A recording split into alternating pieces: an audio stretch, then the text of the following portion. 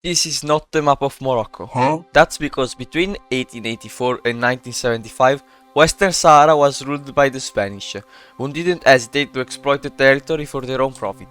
Thus, the colony was never fully at peace with the indigenous people, which always fought for their independence. From 1973, Spanish rule slowly lost control over the countryside to the guerrilla forces of the nationalist organization of the Polisario Front, which was continuing a guerrilla warfare against them. Upon the imminent Spanish withdrawal, Western Sahara's lands were claimed on a historical base by Morocco and Mauritania, which were denied the right to their territory after the International Court of Justice delivered its verdict, stating that, after a visiting mission, the majority of the indigenous people of Western Sahara were in favor for their independence. At this point, the ICJ declared Western Sahara terra nullius, Latin expression meaning nobody's land. In other words, it's their decision on what to do with their country and how they want to proceed.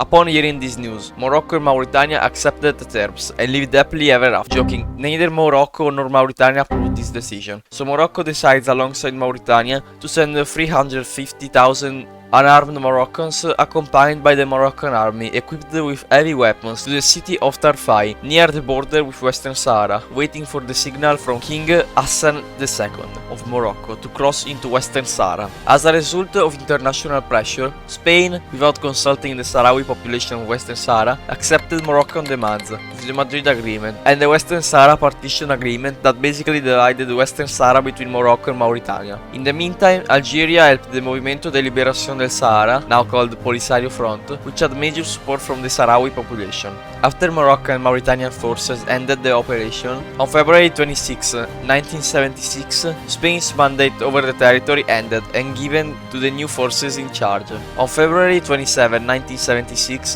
the Polisario Front exiled in Tindouf, Algeria, proclaimed the Sahrawi Arab Democratic Republic, starting a guerrilla warfare against Moroccan and Mauritanian forces. Mauritania renamed the southern parts of Rio de Oro as Tiris al-Garbia, but couldn't maintain control over the territory. The weak Mauritanian army became a target of the Polisario Front. In 1978, Polisario declared a ceasefire, waiting for Mauritania to withdraw unconditionally. In 1979, the new Mauritanian government agreed to withdraw all claims on the territory and recognized the Sahrawi Arab Democratic Republic.